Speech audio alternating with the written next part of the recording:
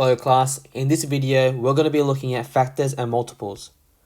The learning intention of this video is we're going to know what factors and multiples are, to understand that each number has indefinitely many multiples, to be able to find factors of a number, and to be able to find multiples of a number. Before we actually get started and unpack what these two terms are, it is really important that you already have an understanding of multiplication and division, and you already know your timetables up to 1 to 10. It is really important because it will make it a lot more easier for you to understand what these two terms mean and how they differ from one another.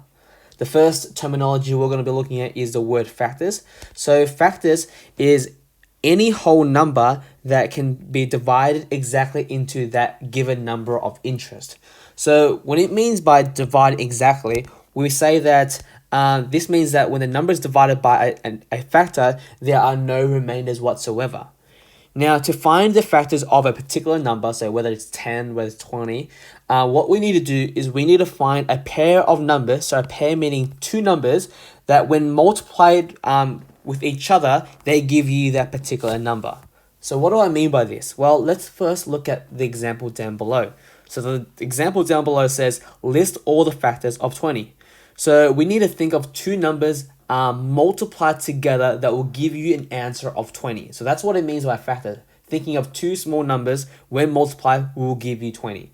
Well, we should know that any whole number, for any whole number, 1 will always be a factor. So 1 times a certain number will give you 20. Well, we know that 1 times 20 will give you 20. So the first factor is going to be 1 and 20.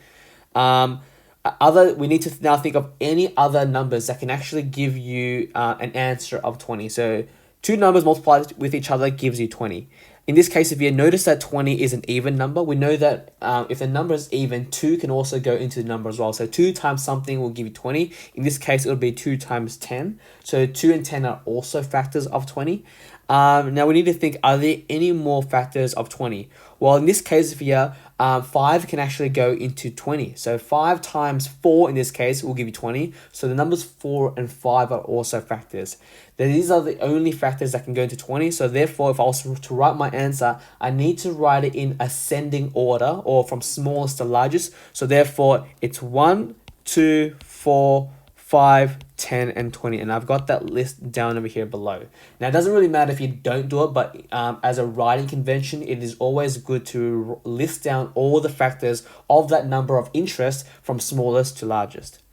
Now, these are some tips I'm going to be telling you how you can actually identify a factor. Or we know, as we already discussed, 1 will always be a factor for any number at all. We said that 2 is a factor for all even numbers. So in this example over here, 30 is an even number, so therefore 2 is a factor for 30. 25 is an odd number, so it's not. 47 is also an odd number, so 2 is not a factor. 58 is an even number. 103 is an odd number, so 2 is not a factor. And 216 is also an even number, so therefore this 2 is also a factor. We know that 3 is a factor for a number if 3 is divisible by the digits added together. So what does this mean? Well, it means that if you added these two digits together, so 1 and 2, that will give you 3, okay?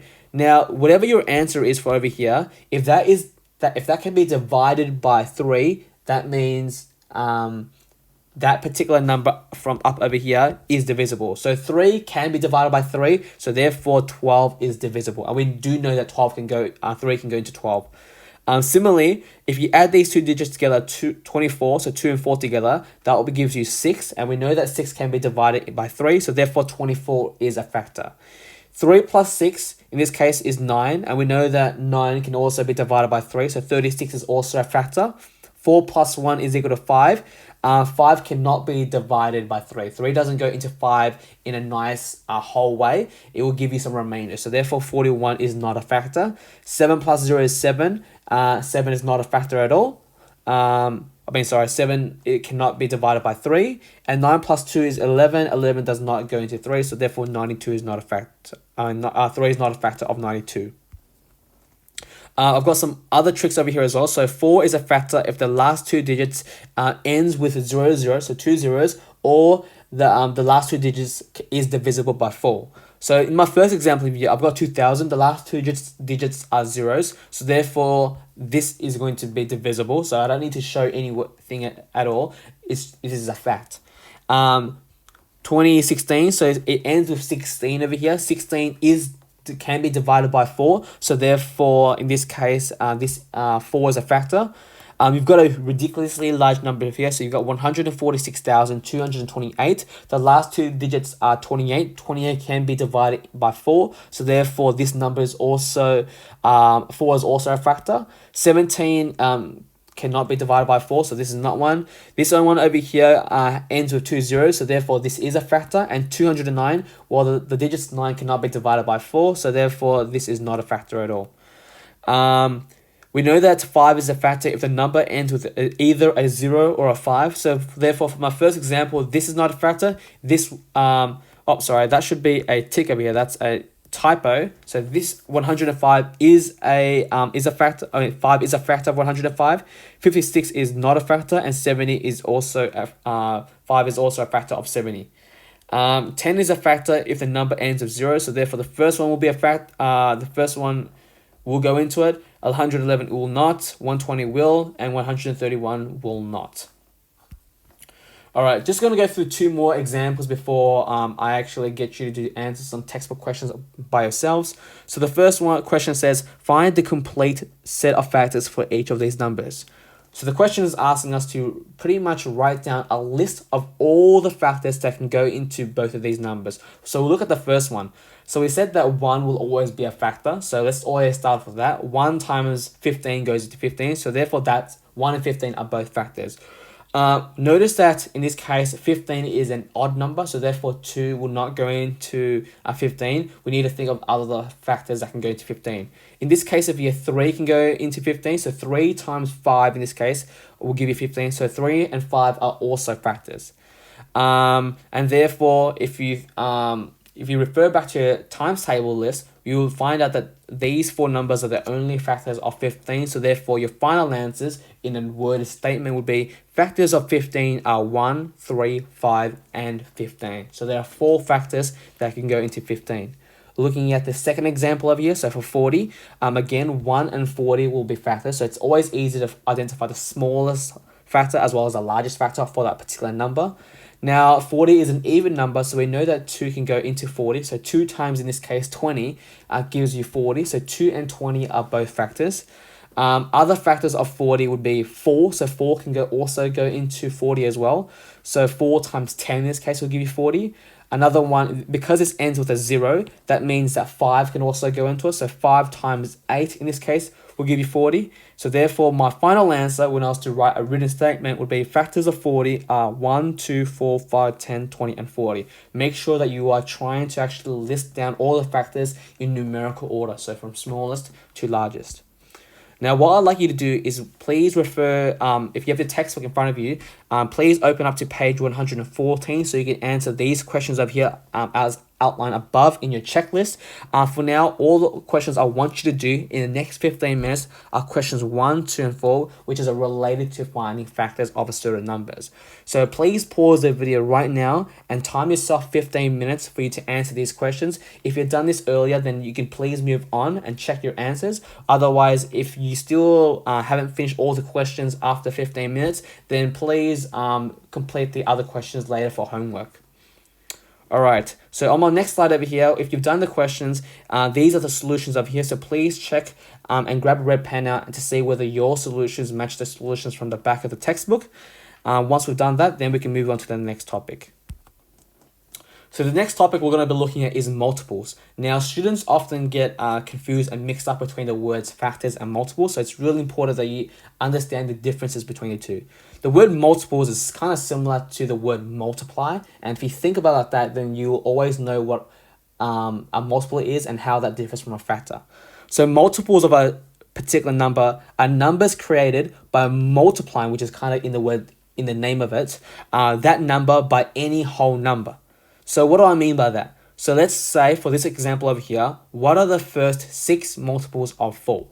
So if you wanted to find the first 6 multiples of 4, essentially all you need to do is multiply that number of interest by the first 6 numbers. So in this case, 1, 2, 3, 4, 5, 6. These are the first 6 numbers. So multiply 4 by each of these numbers over here. So therefore, this will be answer 4, 8, 12, 16, 20, and 24. All of this over here, these are all multiples of the number 4 in this case. So you might think, oh, is 4 included as a multiple? Yes, it is, because 4 times 1 is 4. So therefore, in this case, because you're multiplying by 1, which is a whole number, 4 is also included as a multiple as well. So therefore, those are your answers. We're now going to be looking at a few more examples of finding out multiples so that you have a better understanding of what multiples are. The question reads, list the first 5 multiples of the following numbers. So you've got 4 questions over here. So because we're trying to find out the first 5 multiples, all we're doing to each of these numbers is we're going to be multiplying that by 1, 2, 3, 4, and 5. So for the first example over here, we're going to be multiplying 5 with 1, then 5 times 2, then 5 times 3, then 5 times 4, then 5 times 5. In this case, if you do that, your first answer should therefore be 5, 10, 15, 20, and 25. You do the same thing for part B, so 12 times 1, 12 times 2, 12 times 3, 12 times 4, and 12 times 5. Therefore, that should give you an answer of 12, 24, 36, 48, and 60. Now for part C and part D, I know these are numbers that you're probably not used to working with. However, I strongly recommend that you do not use the calculators to get your answer. I encourage you to actually do the proper algorithm so you have more practice doing multiplication. So what I'm going to be doing first is I'm going to be multiplying 22 by 2.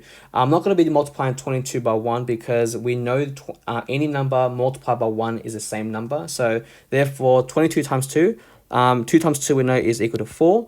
2 times 2 is equal to 4, so the first one is 44. I'm then going to do the same thing for 22 times 3, which is there. 2 times 3 is 6. This is 6. This is 8. This is also 8.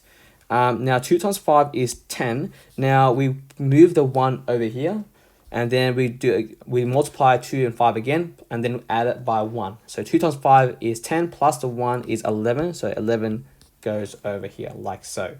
So therefore, the first 5 multiples of 22 is going to be 22, 44, 66, 88, and 110.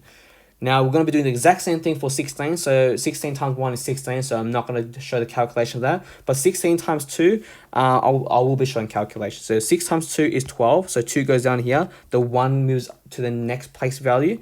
2 times 1 is 2, plus 1 is therefore going to be 3. Find out what 16 times 3. So 6 times 3 is 18. The 1 moves up to the next column. 3 times 1 is 3, plus the 1 is equal to 4. 16 times 4, well, 6 times 4 is equal to 24. So 4 goes over here, 2 goes up. 4 times 1 is 4. 4 plus extra 2 would therefore be 64. And then 16 times 5. So 6 times 5 is 30. 3 moves into the next place value. 5 times 1 is 5, plus 3 is equal to 8. So therefore, your answer is going to be 16, 32, 48, 64, and 80. Essentially, by doing these examples, can you guys actually see that for any number, there's pretty much an infinite amount of multiples for any given number, because you can just multiply that number by 1, 2, 3, 4, 5, 6, 7, 8, and the list keeps going. So this is what we mean by any number has an indefinite amount of multiples. Alright, for the next 15 minutes, I want you guys to please pause the video right now so you can actually answer the remaining questions from the checklist. So please answer questions 3, 5, 7, and 10. And once you're done with that, then please review your answers with the solutions from the back of the book. So these are the solutions from the back of the book. Please, again, grab a red pen out and check to see whether your answers are correct or not. Now, once you've done that, what I'd like you to do for the remaining time of the session, I want you to please log on to Google Classroom so you can complete this exit ticket.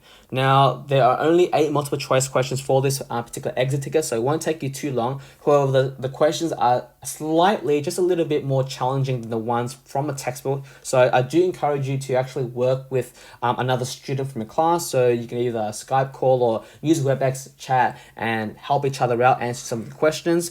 This is pretty much the end of the video over here. Thank you guys for watching this video. I'll see you in the next video.